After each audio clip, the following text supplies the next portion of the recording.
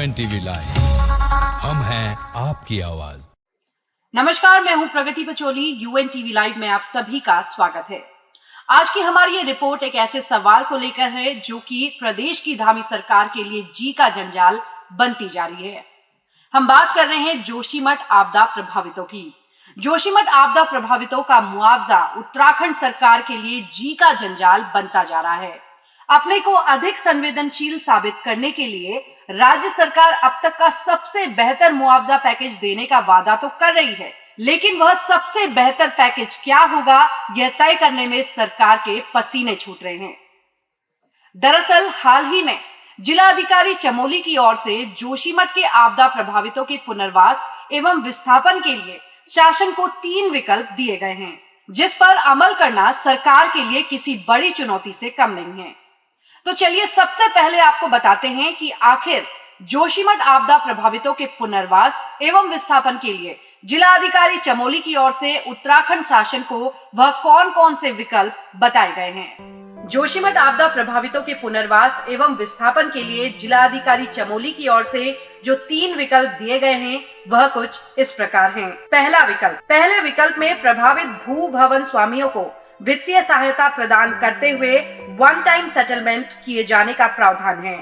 प्रभावित हुए भूमि भवन की क्षति के मुआवजे के रूप में वन टाइम सेटलमेंट करते हुए भूमि भवन का निर्धारित मानकों के अनुसार भुगतान किया जाएगा। संपूर्ण भुगतान करने से पूर्व संबंधित प्रभावित की भूमि भवन की रजिस्ट्री राज्य सरकार के पक्ष में की जानी होगी। दूसरे विकल्प के तहत प्रभावित भू भवन स्वामियों को प्रभावित भूमि के सापेक्ष गृह निर्माण के लिए निश्चित अधिकतम क्षेत्रफल 100 वर्ग मीटर तक की भूमि प्रदान की जाएगी तथा प्रभावित भवन का मुआवजा दिया जाएगा।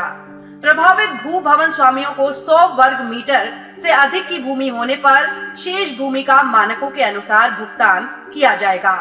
प्रभावित भूमि भवन स्वामियों का संपूर्ण भुगतान करने से पूर्व वह गृह निर्माण के लिए निश्चित अधिकतम क्षेत्रफल 100 वर्ग मीटर तक की भूमि आवंटित करने से पूर्व संबंधित आपदा प्रभावित की भूमि भवन की रजिस्ट्री राज्य सरकार के पक्ष में की जानी होगी। तीसरा विकल्प, तीसरे विकल्प के तहत प्रभावितों के पुनर्वास हेतु चिन्हित स्थान पर अधिकतम 75 वर्ग मीटर क्षेत्रफल की सीमा तक की भूमि पर भवन निर्माण कर दिया जाएगा। यदि प्रभावित आवासीय भवन भूमि का मूल्यांकन प्रदान किए जा रहे भूमि आवास से अधिक है तो शेष धनराशि का भुगतान प्रभावित को किया जाएगा। प्रभावित भूमि भवन के सापेक्ष अधिकतम 75 वर्ग मीटर क्षेत्रफल की सीमा तक की भूमि पर भवन निर्माण कर आवंटित करने से पूर्व संबंधित आपदा प्रभावित की भूमि भवन की रजिस्ट्री राज्य सरकार के पक्ष में की जानी होगी। तो जोशीमठ आपदा प्रभावितों के पुनर्वास एवं विस्थापन के लिए जिलाधिकारी चमोली की ओर से उत्तराखंड शासन को यह 3 विकल्प दिए गए हैं, जो कि अभी हमने आपको बताए हैं। लेकिन यहाँ सबसे बड़ा सवाल यह है कि इन 3 विकल्पों को सरकार धरातल पर कैसे लागू करेगी, क्योंकि NDMA यानी कि राष्ट्रीय आपदा प्रबंधन प्राधिकरण के निर्धारित नियमों के हिसाब से ही मुआवजा राशि दिए जाने का प्रावधान है। चलिए तो अब आपको बताते हैं कि NDMA के नियम आखिर क्या कहते हैं।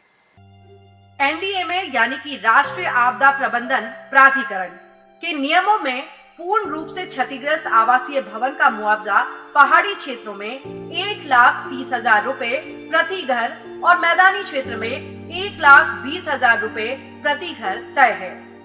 आंशिक रूप से क्षतिग्रस्त पक्के घर का मुआवजा 65,000 रुपए तथा कच्चे घर का मुआवजा 40,000 रुपए तय है।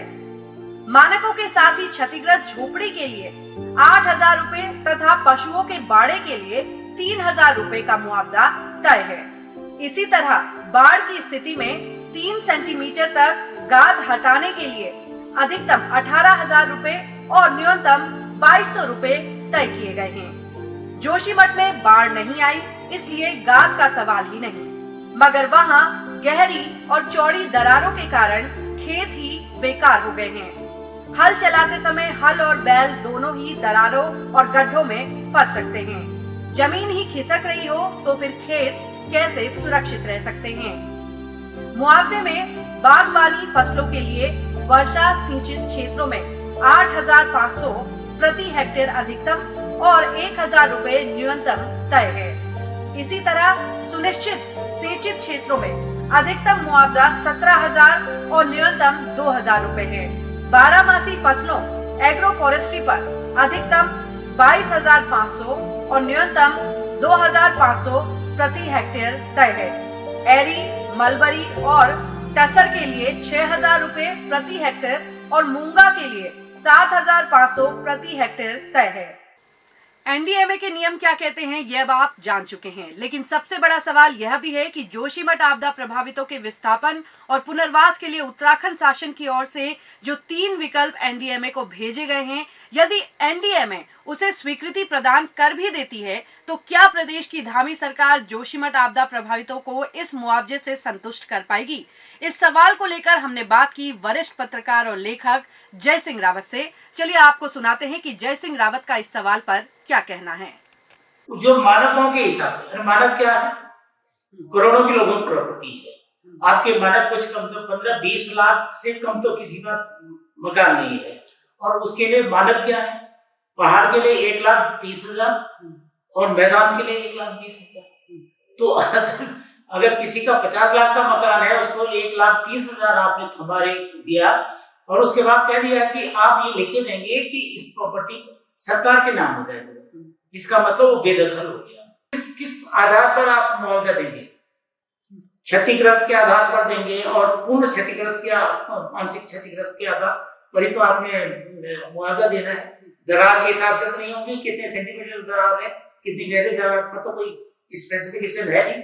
एनडीएमए का जो क्राइटेरिया है वो तो पूर्ण क्षतिग्रस्त है या आंशिक क्षतिग्रस्त है। मैदानी क्षेत्र है, पहाड़ी क्षेत्र है। पहाड़ी क्षेत्र के लिए थोड़ा ज्यादा है, लेकिन इतना ज्यादा नहीं है जिसका आप 1,20,000 में एक बाथरूम नहीं बन सकता, तो कैसे मकान बन जाएगा?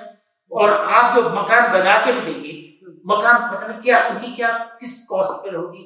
तो ये कुल मिला के बिल्कुल अच्छा सरकार अभी तक बोल आप कहते हैं हम बेहतर देंगे, कैसे देंगे? आप देखो सरकार के सामने आप कहने के लिए कुछ भी कर दो।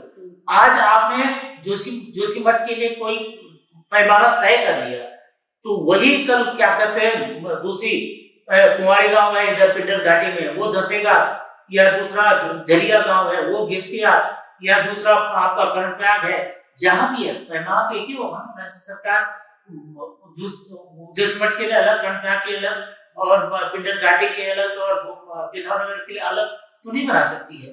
तो वो भी सरकार को देखो, सरकार बोल क्यों नहीं रही है कि भैया हमको आपदा में मुआवजा एक जैसा ही मिलेगा, चाहे कोई कहाँ हो और कैसा होगा, इस बदले की ढूंढ दी है।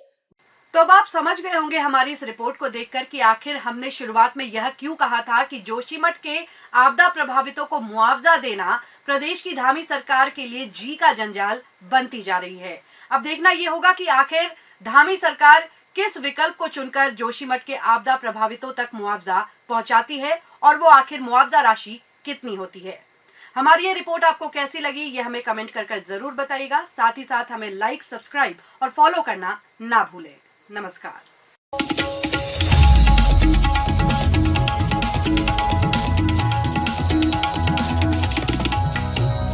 UNTV लाइव, हम हैं आपकी आवाज।